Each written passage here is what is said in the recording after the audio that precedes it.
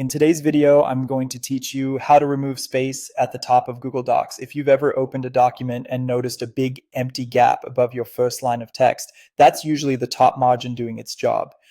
It's handy for printing and headers, but when you're trying to fit more content on a page, like a resume, a flyer, or tight notes, that extra space can get in the way. Let's quickly adjust it so your text sits closer to the top. Start by opening your document from Google Drive. You can use any file you already have or a new blank document if you just want to test the change. Once the document is open in Google Docs, make sure you're looking at the top toolbar where the menus live. That's where we'll make the change. Go to the File menu in the upper left corner and choose Page Setup from the list.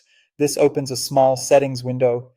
You'll see several options here like page orientation, paper size, and margins. These are global page settings that control how your document looks and prints, so any change you make affects the entire document right away.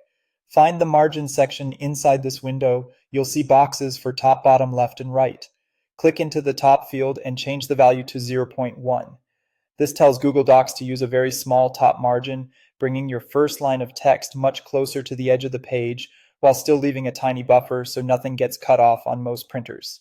If your document is set to use a different measurement system, just type the number as shown and Docs will handle the units. When you're ready, press OK to apply the change.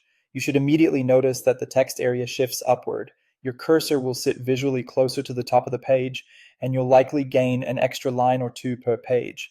If you're viewing a multi-page document, this can help reduce blank space and tighten your layout.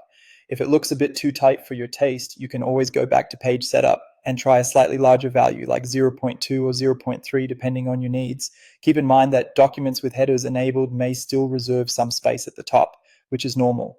And if you plan to print, a small margin like 0.1 usually works, but increasing it a touch can help avoid any chance of clipping on certain printers. That's it, quick, clean, and effective.